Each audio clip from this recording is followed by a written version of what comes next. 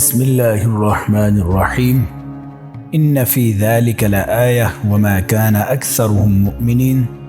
بے شک اس قصے میں نشانی ہے لیکن یہ اکثر ایمان لانے والے نہیں۔ سامعین محترم، حضرت موسیٰ علیہ السلام اور فرعون کا بقیہ حصہ حاضر خدمت ہیں۔ اگر آپ ہمارے چینل پہ نئے ہیں تو اس واقعے کا پہلا حصہ ضرور سماعت فرمائیے گا، جس میں ہزاروں عبرتوں اور حکمتوں اور خداوند سبحانہ و تعالی کی قدرت کاملہ کے عجیب مظاہر پر مشتمل ہے۔ سامعین محترم، اب حضرت موسیٰ علیہ السلام فرعون کے محل میں داخل ہو چکے ہیں۔ اب اللہ تبارک و تعالی موسیٰ کو تسلی دے رہے ہیں، چنانچہ ارشاد باری تعالی ہوتا ہے۔ سامعین محترم، خلاصہ یہ کلام یہ ہوا کہ اللہ تبارک و تعالی نے موسیٰ علیہ السلام کی ماں کو اس بات کی رہنمائی کی اور یہ بھی الہام کیا کہ رنج و غم اور کسی قسم کا خوف نہ کرنا۔ اگر یہ کہیں چلا بھی گیا تو اللہ تبارک و تعالی ہی اسے تمہارے پاس لوٹائے گا، اور مزید خوشخبری یہ کہ اس کو نبوت و رسالت کے رتبے پر فائز فرمائے گا، دنیا و آخرت میں اس کا کلمہ روشن ہوگا۔ سامعین محترم، موسیٰ اللہ تبارک و تعالی کی ہدایت پر عمل پیرا ہوئی، چنانچہ ایک مرتبہ روز مرہ کی طرح کوئی آیا اور آپ نے ان کو صندوق سمیت دریا میں بہا دیا،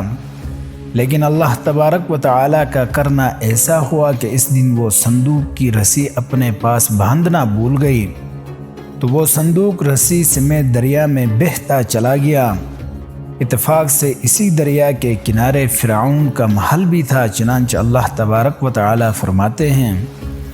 فَالْتَقَطَهُ آلُ فِرْعَوْنَ لِيَكُونَ لَهُمْ عَدُوًّا وَحَزْنًا إِنَّ فِرْعَوْنَ وَهَامَانَ وَجُنُودَهُمَا كَانُوا خَاطِئِينَ۔ تو فرعون کے لوگوں نے اس کو اٹھا لیا، اس لیے کہ نتیجہ یہ ہونا تھا کہ وہ ان کا دشمن اور ان کے لیے موجب غم ہو۔ بے شک فرعون اور حامان اور ان کے لشکر چوک گئے۔ فرعون کی لونڈیوں نے اس صندوق کو بند حالت میں اٹھایا اور ان میں اتنی ہمت نہ تھی کہ صندوق کو کھولتے، تاکہ اسی طرح فرعون کی بیوی کے سامنے رکھ دیا، جن کا نام حضرت آسیہ تھا۔ جب آسیہ نے صندوق کا ڈھکن کھولا اور اوپر سے کپڑا ہٹایا تو کیا دیکھتی ہے کہ نبوت و رسالت کے نور کے ساتھ چمکتے دمکتے چہرے والا ایک انتہائی خوبصورت بچہ ہے۔ آسیہ کی مبارک نگاہیں جیسے ہی اس چاند چہرے پر پڑی تو ان کے دل میں فوری طور پر بچے کی سخت محبت جاگ اٹھی۔ اسی دوران فرعون آیا اور پوچھا یہ بچہ کون اور کس کا ہے، اور فوری طور پر اسے ذبح کرنے کا حکم جاری کر دیا۔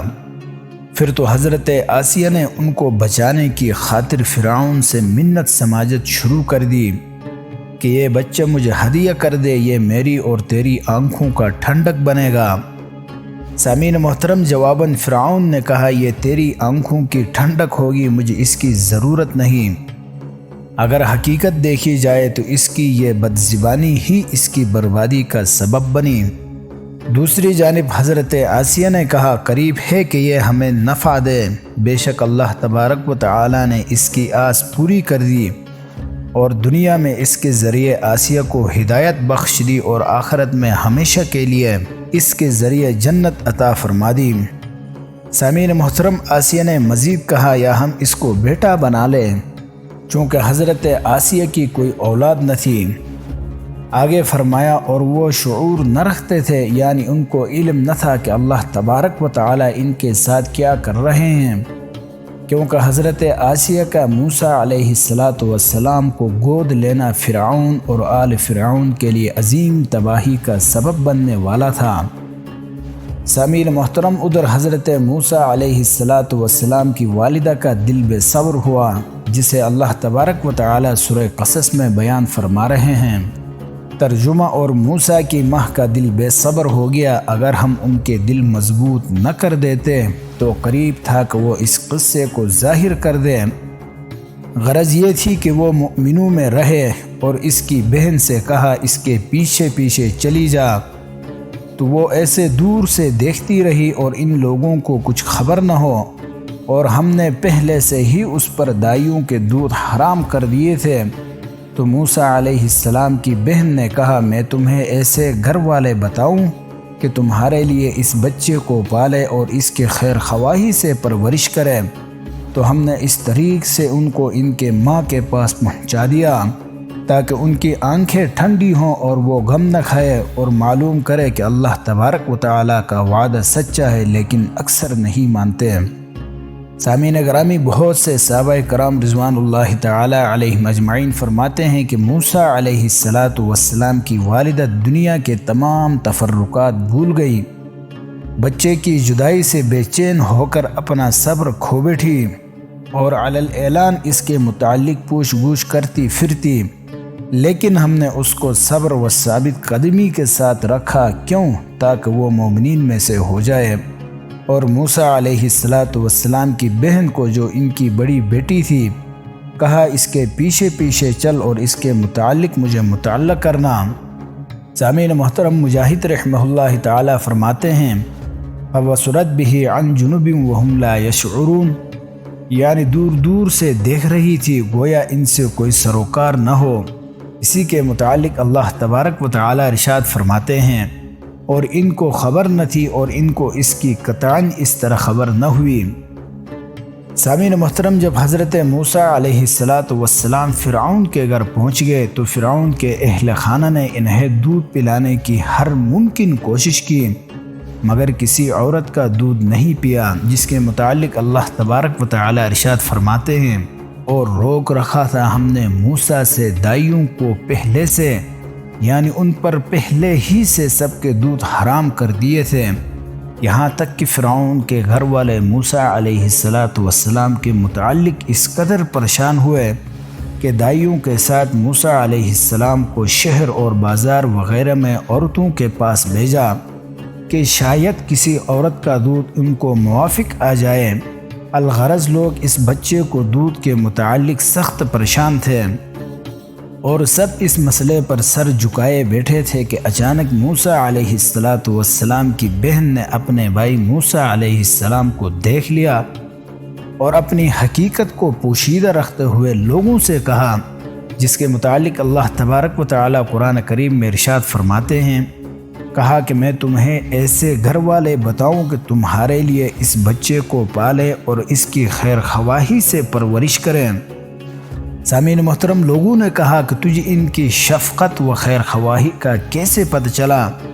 بہن نے کہا بس یوں ہی میں نے بادشاہ کی خوشی اور اس کے بچے کے فائدے کے لیے کہہ دیا۔ لوگوں نے ان کی بات تسلیم کر لی اور ان کے ساتھ بچے کو لے گئے۔ وہاں جا کر ماں کو بچہ دیا اور ان کو معلوم ہی نہ تھا کہ یہی ان کی والدہ ہے۔ اسی کے متعلق اللہ تبارک و تعالی ارشاد فرماتے ہیں، پھر ہم نے پہنچا دیا اس کو اس کی ماں کی طرف کہ ٹھنڈی رہیں اس کی آنکھ اور غمگین نہ ہو، اور جانے کہ اللہ کا وعدہ ٹھیک ہے، پر بہت سے لوگ نہیں جانتے ہیں۔ سامعین محترم، جب وہ دودھ پلانے لگی تو بچہ ماں کی چھاتی کے ساتھ چمٹ گیا اور خوب جی بھر کر دودھ پیا۔ پریشانی میں مبتلا سب لوگوں کے حواس قائم ہوئے، سب کے سب خوش ہوئے اور ان میں سے ایک حضرت آسیہ کو خوشخبری سنانے کے لیے دوڑا۔ حضرت آسیہ نے اس عورت یعنی موسیٰ علیہ السلام کی والدہ کو اپنے پاس بلا لیا اور کہا کہ آپ ہمارے پاس ہی ٹھہریے اور اس بچے کی پرورش کریں، ہم آپ کی ہر طرح سے خدمت کریں گے۔ لیکن موسیٰ نے انکار کر دیا اور کہا میرے شوہر اور بچے پریشان ہوں گے، البتہ یہ ہو سکتا ہے کہ آپ اس بچے کو میرے پاس بھیج دیجئے، میں صرف آپ کی خاطر اس کی پرورش کرتی رہوں گی۔ تو آسیہ نے موسیٰ علیہ السلام کو اس عورت یعنی موسیٰ علیہ السلام کی ماں کے ساتھ بھیج دیا اور ان کے لیے وظیفہ مقرر کر دیا اور دیگر ساز و سامان، کپڑے، عطیات اور دیگر اشیاء بھی ساتھ کر دیے۔ تو موسیٰ علیہ السلام کو اپنی آغوش میں لے کر چلی اور اسی طرح اللہ تبارک و تعالی نے دونوں کو دوبارہ ملا دیا۔ چنانچہ سورہ طٰہٰ آیات نمبر 37 تا 40 میں اللہ تبارک و تعالی ارشاد فرماتے ہیں، اور ہم نے تم پر ایک بار اور بھی احسان کیا تھا جب ہم نے تمہاری والدہ کو الہام کیا تھا جو تمہیں بتایا جاتا ہے وہ یہ تھا کہ اسے یعنی موسیٰ علیہ السلام کو صندوق میں رکھو، پھر اس صندوق کو دریا میں ڈال دو تو دریا اس سے کنارے پر ڈال دے گا، اور میرا اور اس کا دشمن اسے اٹھا لے گا۔ اور موسیٰ میں نے تم پر اپنی طرف سے محبت ڈال دی، اس لیے کہ تم پر مہربانی کی جائے اور اس لیے کہ تم میرے سامنے پرورش پاؤ۔ جب تمہاری بہن فرعون کے ہاں گئی اور کہنے لگی میں تمہیں ایسا شخص بتاؤں جو ان کو پالے، تو اس طریق سے ہم نے تم کو تمہاری ماں کے پاس پہنچا دیا تاکہ ان کی آنکھیں ٹھنڈی ہوں اور وہ رنج نہ کرے، اور تم نے ایک شخص کو مار ڈالا تو ہم نے تم کو غم سے مخلصی دی، اور ہم نے تمہاری کئی بار آزمائش کی، پھر تم کئی سال اہل مدین میں ٹھہرے رہے، پھر اے موسیٰ تم قابلیت رسالت کے اندازے پر آ پہنچے۔ سامعین محترم، جب اللہ تبارک و تعالی نے موسیٰ علیہ السلام کی والدہ پر موسیٰ علیہ السلام کو لوٹانے اور ان پر احسان و انعام کا ذکر فرما چکے، تو اب موسیٰ علیہ السلام کی جوانی اور قوت کا ذکر فرما رہے ہیں، اور آپ کا یہ زمانہ اخلاق اور خلق کے مکمل ہونے کا تھا، اور اکثر اقوال کے مطابق اس وقت حضرت موسیٰ علیہ السلام کی عمر مبارک 40 سال تھی،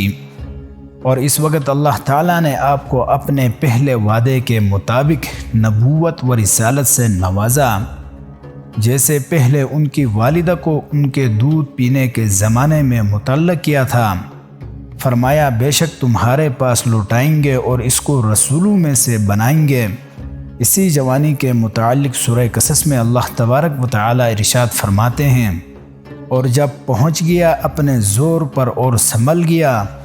دی ہم نے اس کو حکمت اور سمجھ، اور اسی طرح ہم بدلہ دیتے ہیں نیکی والوں کو۔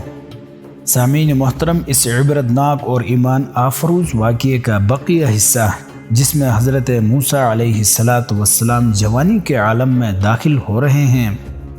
اور براہ راست فرعون سے ٹکر لے رہے ہیں،